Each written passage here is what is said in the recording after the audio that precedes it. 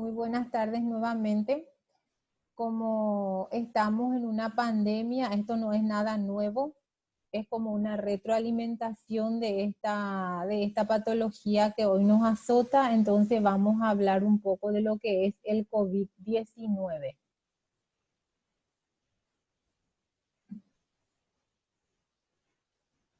Bueno, entonces, como ustedes saben, ya tienen muchos conocimientos de lo que es el coronavirus. Son una extensa familia de virus que pueden causar enfermedades tanto en animales como en humanos.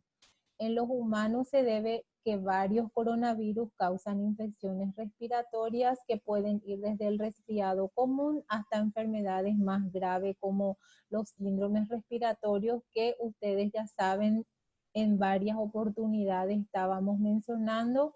Aparecen los síndromes respiratorios agudos severos.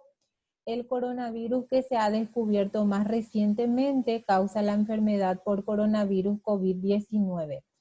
Entonces, en esta diapositiva menciona que también puede causar enfermedades tanto en animales como en humanos. Entonces, ustedes se van a recordar que el primer caso que se vio en China, en una ciudad apartada de China, ¿verdad? Se llegó a la conclusión de que este grupo de personas consumían caldos de murciélago. Entonces, dijeron de que podía deberse entonces a esa causa y ustedes acá están viendo de que también puede infectar a animales, ¿verdad? Tanto también a humanos, ¿verdad? Entonces, cuando nosotros hablamos de esta patología, también tenemos que mencionar cuál es el lapso de incubación y es de 1 a 12.5 días. La media estimada es de 5 a 6 días, motivo por el cual ustedes muchas veces habrán escuchado que recién al quinto día se puede hacer el hisopado para conocer entonces si esa persona está o no infectada con el virus tan agresivo que es el que nos está, eh, vuelvo a decir, azotando hoy día. Y ustedes también no es nada nuevo que el modo de transmisión son las gotitas, contactos y fomites. Y ustedes ven acá algo, un dato muy importante, que la tasa de letalidad es solamente del 2%. Depende mucho entonces de nosotros, de la promoción y de la prevención que podamos realizar para evitar el contagio. Y nuevamente dice que puede ser de origen zoonótico. Entonces, cuando nosotros hablamos de la situación global y caracterizamos los casos, podemos ver que crítico puede ser el 5% nada más del grupo que ataca. Algunos pueden ser severos, que solamente el 14%, y 81% son leves, que puede pasar desapercibido. Ustedes tienen que tener en cuenta de que hay personas que pueden pasar y estar relacionándose con nosotros, ¿verdad? Porque generalmente son asintomáticos o pueden presentar síntomas muy leves como compatible con un resfriado común. Entonces, mucho ojo en estos tipos de pacientes, porque si no, tenemos la posibilidad de que nos infectemos, nos contagiemos masivamente. Cuando nosotros hablamos de los síntomas más comunes que pueden aparecer en esta patología, entonces ya saben que es la fiebre, puede aparecer cansancio y puede aparecer tos seca. Son entonces los síntomas más comunes que pueden aparecer. La fiebre puede ir compatible también con otro tipo de patología. Puede aparecer una virosis, cualquier resfrío, puede aparecer también si hay algún tipo de infecciones que no sea respiratorio, puede aparecer fiebre, pero cansancio y tos seca son los síntomas que pueden ir diferenciando entonces de las otras patologías.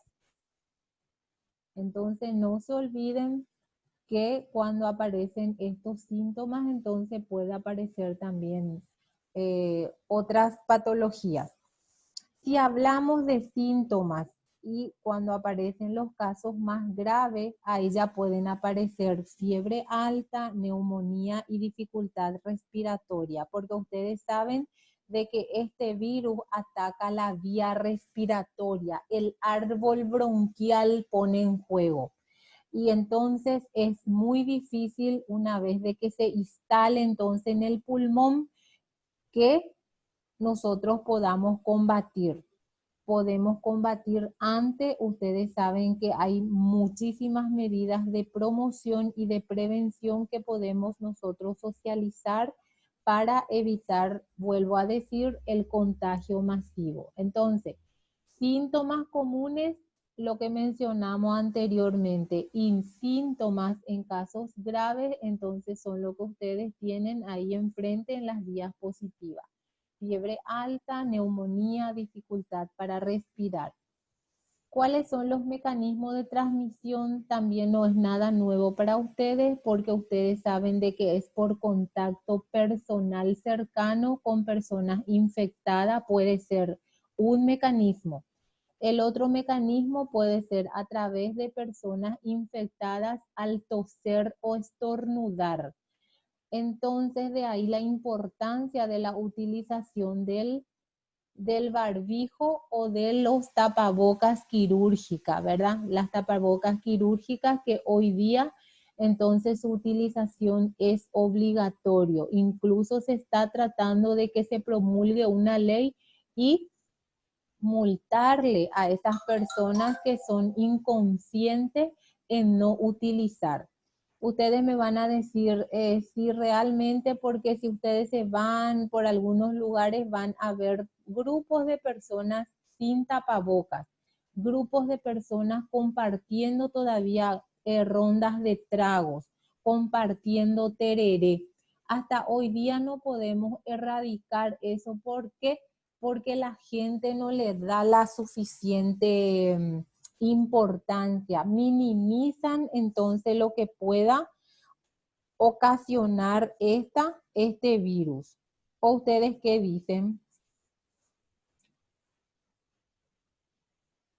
A ver, Así mismo, profe. ¿verdad? Difícil, porque es la costumbre paraguaya, luego la de compartir las cosas. Así mismo, ¿verdad? Es nuestra costumbre realmente. Ahí está la palabra exacta, costumbre nuestra que tenemos que tratar de erradicar.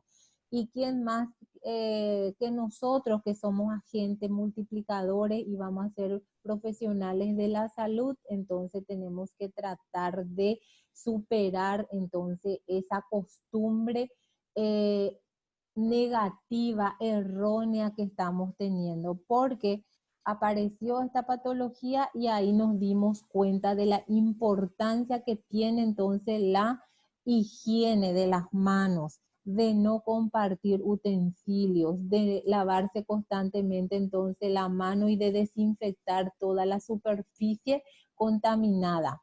Y ustedes se dan cuenta de que acá en esta diapositiva también uno de los mecanismos de transmisión es al tocar objeto o superficie contaminada y posteriormente tocarse la boca, la nariz y los ojos, ¿verdad? Eso también tenemos que tratar de cuidar porque muchas veces nosotros nos olvidamos, parece, y nos tocamos. Queremos tocar el rostro, queremos tocar, somos, mira, queremos tocarnos en todo momento el rostro, ¿verdad? O cualquier cosa está cerca nuestro, queremos tocar un objeto. Entonces, todo eso tenemos que tratar de superar. Bueno, esto es en relación entonces a lo que son los mecanismos de transmisión. Cuando nosotros hablamos, ¿quiénes están en mayor riesgo de enfermarse? Nosotros habíamos dicho que hay grupos vulnerables, hay personas que son de mayor riesgo. Cuando hablamos nosotros al inicio de nuestra materia, clasificamos quiénes eran los grupos más vulnerables.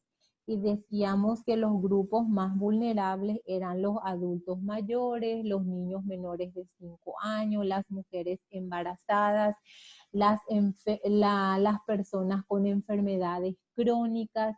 Entonces, cuando empezamos a hablar quiénes están en mayor riesgo en esta patología, entonces, quiénes están más expuestos a este virus, menciona que los adultos mayores de 60 años y personas con enfermedades preexistentes o comorbilidad, ¿verdad? Como cardiopatía, diabetes.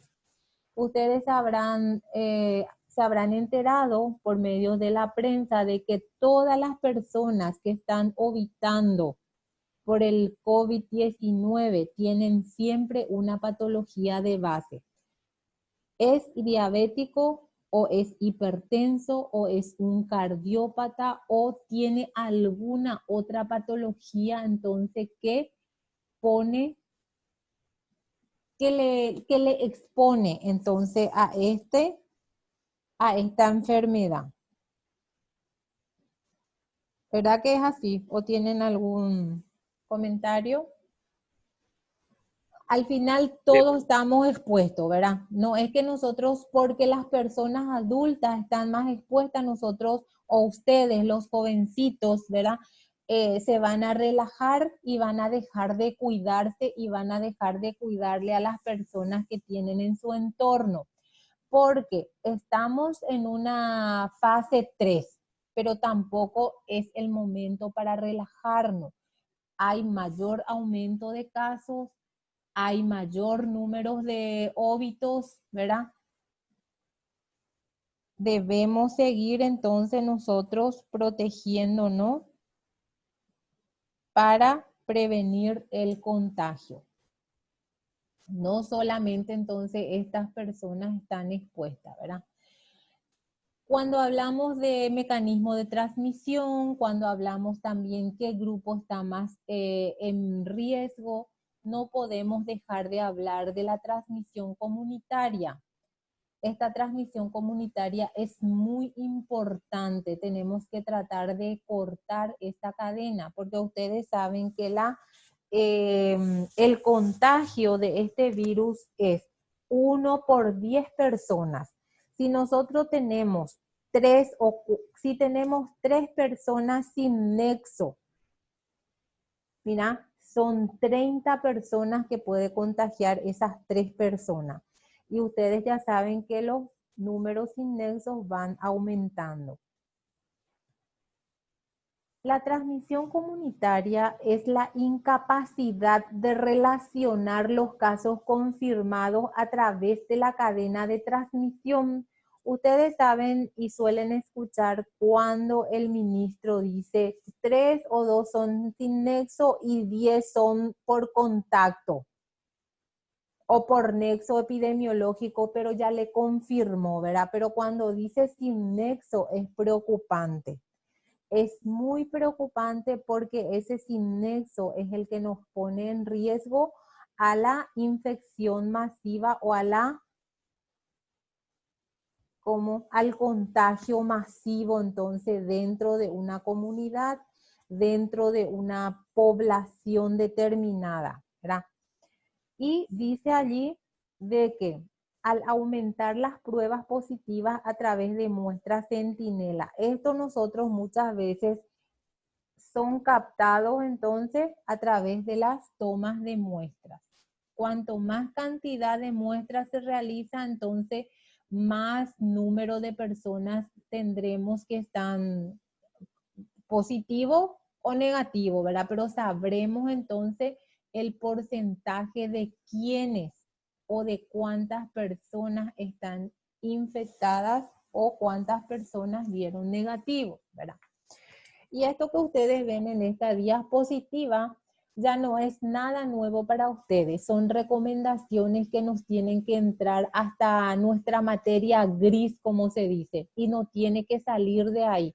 Tiene que salir solamente para hacer réplica y para hacer las socializaciones con otros grupos, para que ese grupo de personas también tengan los conocimientos necesarios que ustedes están manejando para evitar, y vuelvo a decir, el contagio masivo. A eso tenemos que nosotros apuntar para evitar, porque la pandemia en sí nosotros ya no podemos evitar porque ya está instalada.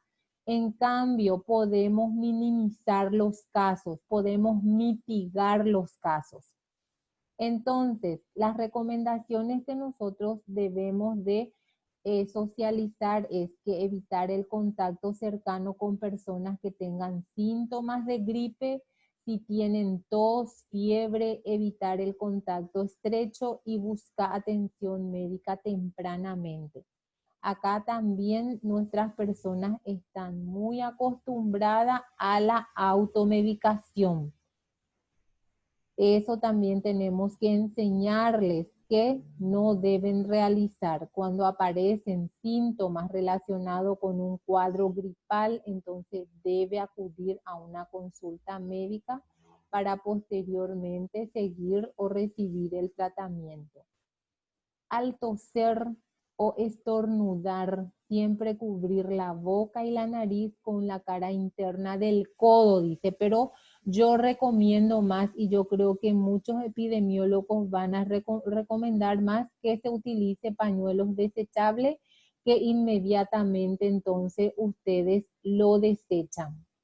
Vuelve a mencionar una vez más acá, evitar tocarte los ojos, la nariz, la boca y las manos sin lavar, ¿verdad? Entonces, no se tiene que tocar ninguno de estos lugares que estamos mencionando sin lavarse las manos, porque el lavado de mano en este caso es crucial. Y ustedes saben de que muchas veces queremos utilizar antisépticos, ¿verdad?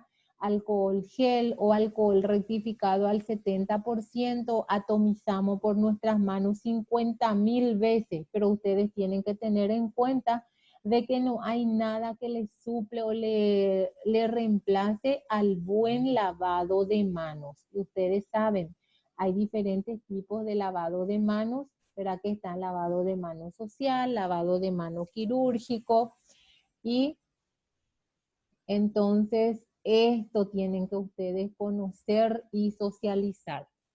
Tenemos que tener en cuenta también la higiene de superficies. Y vuelve a mencionar, evitar compartir vasos, platos u otros artículos de higiene personal. Limpia y desinfecta los objetos y las superficies que se tocan con frecuencia. Cuando estamos en nuestra casa, tenemos que acostumbrarnos también a desinfectar las áreas donde nosotros no estamos manejando, estamos circulando. Tenemos que desinfectar lo que son picaporte de las puertas, los teléfonos. Muchas veces, y ustedes estarán viendo por la prensa que exigen la gente, nosotros exigimos como enfermeras asistenciales los equipos de protección individual, pero muchas veces nosotros nos olvidamos de ese teléfono que puede ser un vehículo transportador de este virus, ¿verdad? Nos podemos poner gorro, tapaboca, gafa, podemos poner las máscaras faciales, podemos vestirnos el mameluco dupont u overol, como se llame, ¿verdad? O las batas que sean impermeables, pero estoy vestida como un astronauta, pero suena mi teléfono, mensaje o algo y yo saco y veo mi mensaje. Entonces, esas cosas tenemos que tratar de evitar porque son procedimientos inadecuados que realizamos, ¿verdad? Incluso hoy día se sugiere que los teléfonos se dejen en el bolso o en un lugar aislado del área hospitalaria o donde hay mucha gente, ¿verdad? Entonces, ustedes tienen que tener muy en cuenta, ¿verdad? De que muchas veces nos cuidamos, pero nos podemos infectar por cosas que pareciera ser inofensiva, ¿verdad? Y nosotros toditos tenemos teléfono, ¿verdad? El teléfono puede, incluso hay superficies contaminadas, mesas, las escaleras, las camas. Entonces, en su totalidad deben ser desinfectadas y generalmente se usa el alcohol al 70% o puede utilizarse el hipoclorito de sodio bien diluido. ¿Verdad? Que depende, si yo voy a usar con sustancias o secreciones, la dilución es diferente, pero si es para limpieza también se hace diferente las diluciones y va desde el 1%, 2%, incluso al 8%. Seguimos, ¿no hay pregunta? ¿O alguien quiere acotar algo? Cuando nosotros hablamos del lavado de manos, lavarse las manos frecuentemente con agua y jabón y tenemos que seguir los siguientes pasos, ¿verdad? Hacerlo durante unos tiempos de 40 a 60 segundos debemos estar lavándonos bien la mano. En caso que no se cuente con agua y jabón, puede optarse por usar desinfectante para manos a base de alcohol, realizando el mismo procedimiento. Podemos nosotros reemplazar el agua y el jabón, pero es temporal. Nosotros no podemos reemplazarlo eternamente. En una guardia de 6 horas no puedo dejar de lavarme la mano y mucho menos en una guardia de 12 horas. Entonces, en situaciones así muy especiales podemos nosotros utilizar el alcohol gel o el alcohol al 70%, pero no le puede reemplazar al lavado de manos. También acuérdense que la utilización de los guantes no le suple al lavado de mano ni a los otros tipos de desinfectantes que se puedan utilizar. Y ustedes en esta diapositiva están visualizando las diferentes técnicas que pueden estar realizando para en el momento del lavado de mano, ¿verdad? Entonces, dice, se frota bien la palma de la mano entre los dedos, detrás de las manos, pulgares, uñas, muñecas, detrás de los dedos, vuelvo a decir, y enjuagar y secar. Cuando nosotros somos profesionales de salud, somos tan diferentes, digo yo, porque parece lo que la gente ya no están teniendo, ya no nos observan cuando nos estamos lavando la mano, porque tenemos una manera diferente de lavado. Si hay un papel secamano, nosotros nos secamos la mano y el último cerramos con ese papel secamano que utilizamos para secar la mano, cerramos con ese la grifería. No llegamos a tocar otra vez la canilla. Muchas veces algunos tienen el que es a pedal, que es lo más indicado, ¿verdad? Ahora estamos tratando de que se deseche todo lo que nosotros podamos manipular y que sean todo con el codo, con la rodilla, con el pie. Entonces tocamos lo menos posible. Pero es muy importante el buen lavado de manos. Lo que ustedes están viendo entonces acá es como un lavado social de manos que dura 40 a 60 segundos, porque cuando se trata de un lavado de mano quirúrgico ya tienen otros procedimientos. ¿Preguntas? Seguimos. Bueno, no podemos dejar también de hablar sobre los materiales para la toma de muestra. Tienen que tener un conocimiento global ustedes de todo esto, porque en algún momento cuando les toque trabajar, tienen que tener la forma y los conocimientos necesarios para responder y ayudar. Cuando se va a hacer un hisopado, ¿qué se utiliza cuando se va a hacer un hisopado nasofaríngeo? Se utiliza solo el kit de toma de muestra constituido por un tubo con medio de transporte viral. Entonces, medio de transporte viral es MTV. se utiliza 2 hisopos de rayón o fibras de poliéster y se utiliza el bajalengua para deprimir, entonces como depresor de las lenguas para que nosotros podamos sacar entonces el material que necesitamos retirar para el cultivo. Entonces, para un hisopado los materiales son lo que ya les mencioné. Es un kit de toma de muestra que está constituido por un medio de transporte viral, 2 hisopos de rayón y un bajalengua. Ese es para un hisopado. Cuando vamos a hacer aspirado, entonces utilizamos trampa de esputo o moco, que son dispositivos, ¿verdad?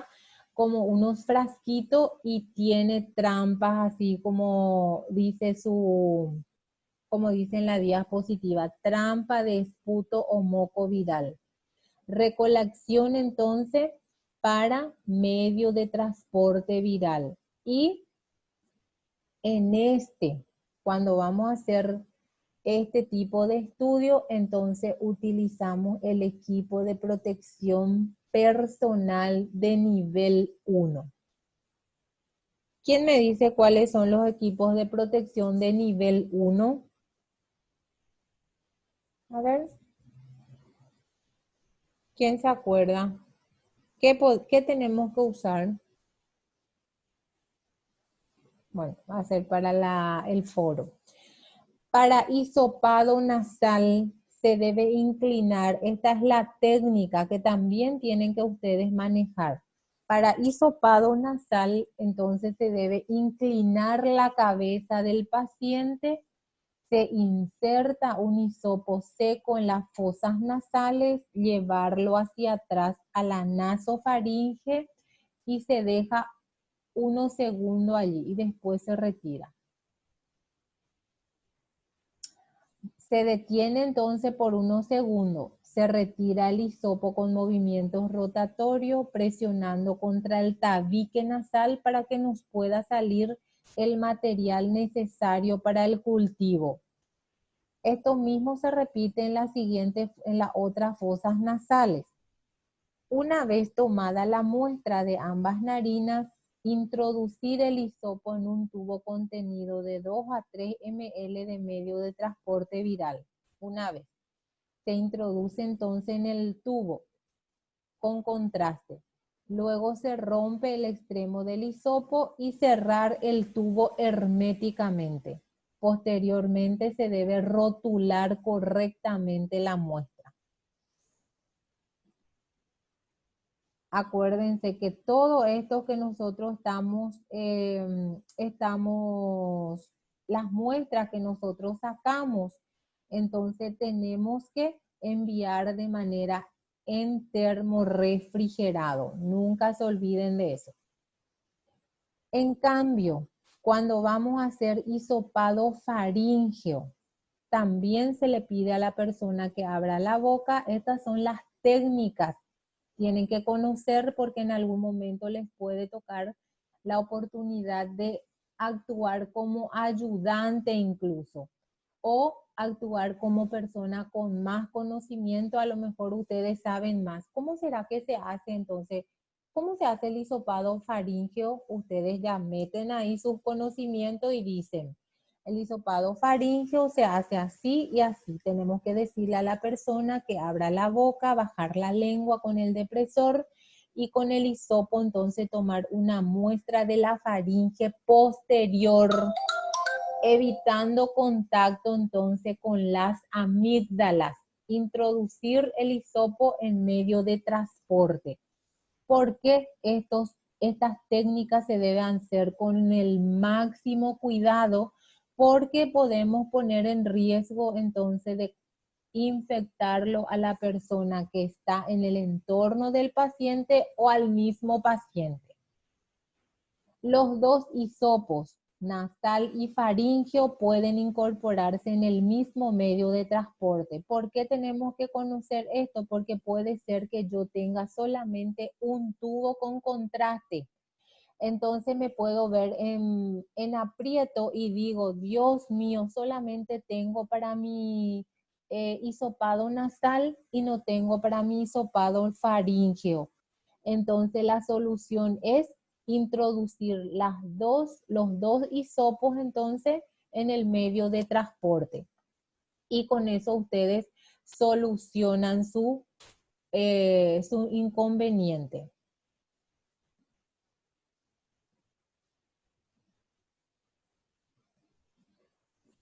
Bueno, siguiendo nosotros con la manipulación y conservación, transporte de las muestras, tenemos que desinfectar el exterior de los tubos con hipoclorito de sodio al 1% o alcohol al 70%. Una vez introducido entonces en el medio de cultivo viral, se tapa, ¿verdad? Pero se debe desinfectar el exterior entonces del tubo y ustedes ya están viendo con qué sustancia se hace la desinfección. Posteriormente, estos tubos bien identificados se introducen en una bolsa de plástico y luego en un contenedor herméticamente cerrado. Este contenedor generalmente tienen que ser termos para que nosotros podamos poner en el paquete frío, porque el transporte se realiza de manera refrigerada. ¿Pregunta? Seguimos. Y acá le dice las diapositivas, verá que le estoy proyectando mantener refrigerado y el contenedor cerrado herméticamente hasta el momento de ser remitido al Laboratorio Central de Salud Pública, ¿verdad? Allí se envía. Entonces, nosotros estas muestras tenemos que enviar dentro de las 48 horas. En la mayor brevedad posible se debe enviar. Lo que ustedes tienen que saber entonces que tienen que ir refrigerada, herméticamente cerrada, que una vez introducido en los hisopos, entonces con los medios, en el medio de cultivo, se debe desinfectar. Se desinfecta entonces con alcohol al 70%, hipoclorito al 1%. Bueno, las muestras se remitirán refrigeradas, como ya les dije, es como una retroalimentación, y empaquetadas en triple embalaje, acompañadas entonces de las fichas de notificación epidemiológica. Entonces, triple embalaje. Entonces tienen que ustedes ver todas esas condiciones para que puedan enviar las muestras. ¿Pregunta?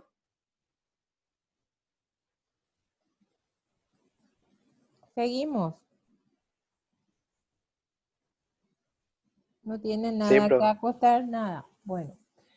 Entonces, es muy importante también que estas muestras vayan acompañadas con la ficha de notificación epidemiológica correctamente llenada, porque yo suelo escuchar que muchas veces les falta, por ejemplo, la fecha de toma de muestra, o tiene algún síntoma y no le pone, por ejemplo, en qué fecha inició tal síntoma.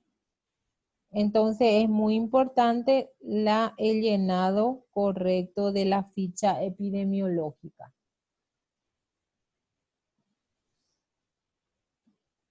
¿Pregunta? Seguimos.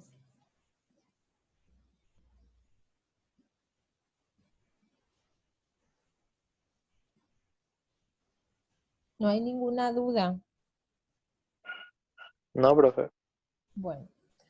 Bueno, acá vuelve a decir que las fichas de notificación se colocará en bolsas de polietileno y fuera del contenedor de la muestra, de tal manera a resguardar de la humedad del refrigerante y de cualquier contacto accidental con la muestra. Tener en cuenta las guías de la Organización Mundial de la Salud para el transporte seguro de sustancias infecciosas y muestras de diagnóstico. Entonces, el termo de transporte debe ser el termo KST de poliuretano. Entonces, de ese tipo de material tiene que ser, para que ustedes tengan en cuenta y no envíen en algún isopor, no. Tiene que ser en contenedores resistentes. ¿Alguna pregunta?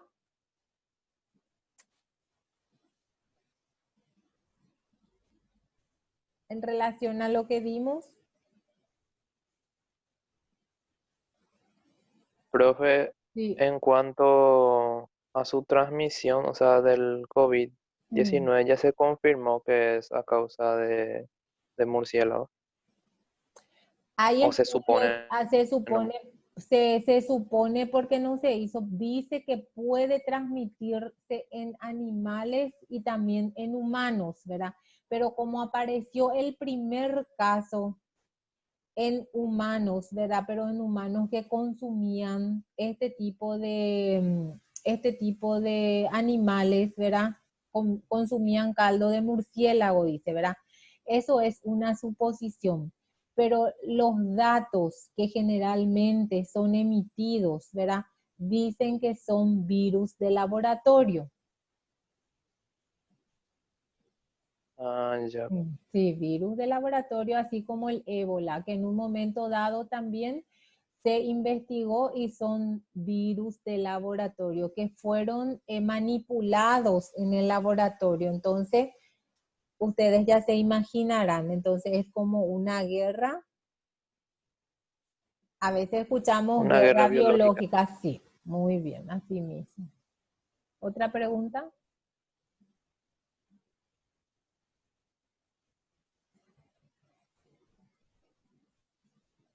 Bueno, entonces,